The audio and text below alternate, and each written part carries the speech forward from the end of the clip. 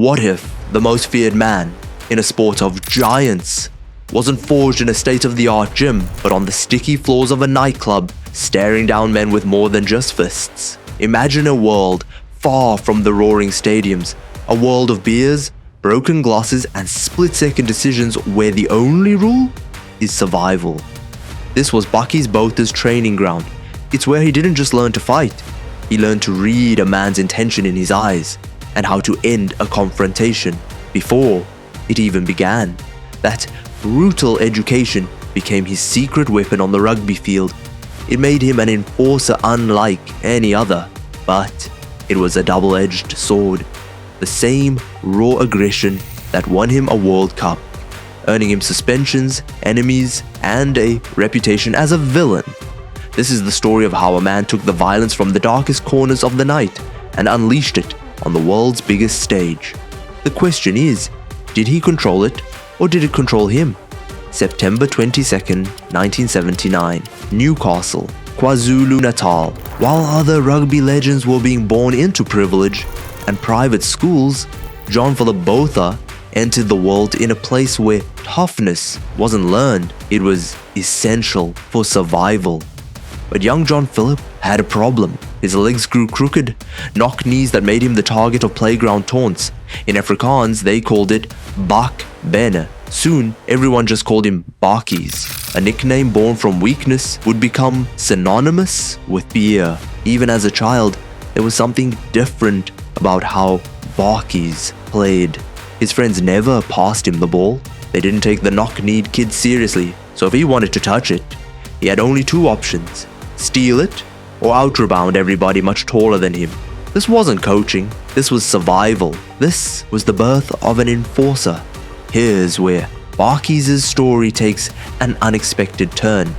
While future Springbok legends were perfecting their skills at elite rugby nurseries like Grey College and Paarl Gymnasium, Bakkies was grinding it out at HTS Middelburg and later Vereeniging Technical High School in the Vaal Triangle. While other future Springboks were learning polished skills and refined tactics from world-class coaches, Bakkies was developing something entirely different, something raw, unfiltered, and absolutely terrifying. Despite his unconventional path, in 1997, Bakkies earned selection for the prestigious South African schools team, playing alongside future Springboks like Marius Juba and Gaffy Dutoit. The knock-kneed kid from the technical school was now among the country's best young rugby players. His single-minded dedication was already legendary. The day after writing his final matriculation exam in 1997, Bakkies attended his first professional training session. No gap year, no uncertainty, no backup plans. Professional rugby began not in the glamorous heartlands of Pretoria or Cape Town, but in the humble setting of Eastern Gauteng. At a smaller union, there was only one way to get noticed by South Africa's rugby powerhouses. You had to display something exceptional.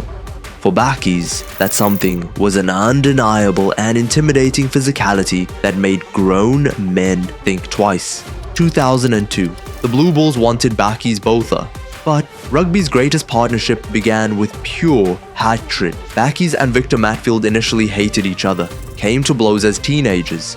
So it was a great combination. We became great friends as well. We got married on the same weekend. November 9th, Springbok debut against France. 32 minutes in, yellow card for kneeing an opponent. This was a declaration of intent. The enforcer had arrived. The 2004 Tri-Nations would test this philosophy. South Africa hadn't won since 1998. 6 years of watching Australia and New Zealand dominate. August 14th, Ellis Park, 40-26 victory over the All Blacks. South Africa's return to the top. A week later in Durban, 23-19 over Australia. Tri-Nations champions. 2007, the year that would define Bakkies Botha's legacy. Super 14 final, Sharks led 19-13. 83rd minute, beyond regulation time, Brian Habana found a gap and crashed over Ugaard's conversion.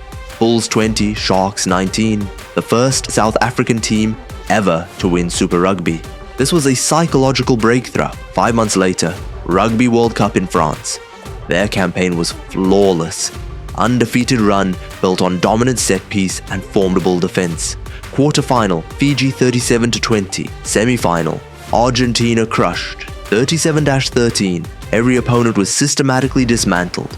October 20th, 2007. Stade de France. The final against England in a tense, tryless encounter dominated by brutal defense. South Africa's power proved decisive. 15-6 victory. World champions. The crooked-legged kid from Newcastle had reached the absolute pinnacle of his sport. In 2009 was the year of absolute dominance. Bakkies achieved something unprecedented in rugby history, the quadruple. Super 14 champions, British and Irish Lions Series winners, Tri-Nations champions, and Currie Cup champions, all in the same calendar year. The Bulls demolished the Chiefs 61-17 in the Super 14 final, but the real test awaited. The British and Irish Lions facing the world champions. The second test becoming legendary, a 28-25 victory, but controversy was never far away. In that brutal second test, Bakkies was cited for a dangerous charge that left Welsh prop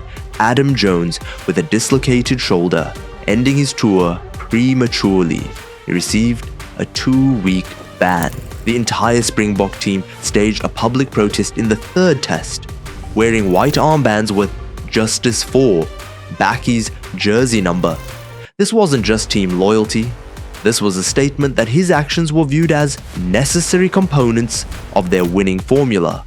No discussion of Bakkies Botha is complete without understanding the greatest lock partnership in rugby history. Victor Matfield and Bakkies Botha. Brain and brawn. Precision and power. Matfield was the line-out maestro with telepathic ability to read opposition calls. Bakkies was the raw, brutal force who cleared rucks with devastating efficiency and instilled fear in opponents. Let's talk about what Bakkies Botha actually accomplished. Strip away the controversy, ignore the reputation, and focus purely on the numbers. What you find is one of the most successful rugby careers in history. When Bakkies Botha announced his retirement in 2015, his motivation wasn't declining performance or injury. It was something much simpler and more profound. He wanted to be a father and a husband. Bakkies leveraged his reputation into Bakkies the Butcher, a butchery business that reflects his down-to-earth, quintessentially South African character. But Bakkies' deepest passion is farming. He describes it not just as a profession, but as a calling, a way of life that connects him to the soil of his home country. The transformation is remarkable and complete. The man who once struck fear into the hearts of international rugby players is now focused on raising cattle and growing crops. To understand Bakkies Botha is to accept contradiction. He was simultaneously one of rugby's most successful players and one of its most controversial figures, a World Cup winner and a player banned for eye gouging, a champion and a villain. The record speaks with absolute clarity. Rugby World Cup, Tri-Nations titles, 3 Super Rugby Championships, 3 consecutive European Cups, 4 Currie Cups. It is a collection that places him among the most decorated players in rugby history. Was he dirty, or was he just supremely effective? Perhaps that's the wrong question entirely. The real question is whether rugby, as a collision sport requiring ultimate physical commitment, will always need players like Bakkies Botha. His story illustrates the price of greatness in professional sport. This is not just a story of trophies and controversy, but of dedication and sacrifice. It's the story of a boy with crooked legs who refused to accept limitations, who transformed weakness into strength, and who gave everything of himself to the game he loved. He built a fulfilling life long after the roar of the crowd. His legacy isn't just about what he accomplished on the field, but about how he transformed himself off it. In the end, Bakkies Botha was exactly what rugby needed him to be, an uncompromising physical competitor who elevated every team he joined, who struck fear into opponents' hearts, and who achieved everything possible in the sport. From the industrial town of Newcastle to the pinnacle of world rugby, from nightclub bouncer to the most feared man in rugby, from the enforcer to devoted family man. This has been the incredible journey of Bakkies Botha, a journey that proves sometimes the most crooked path leads to the straightest destination, greatness.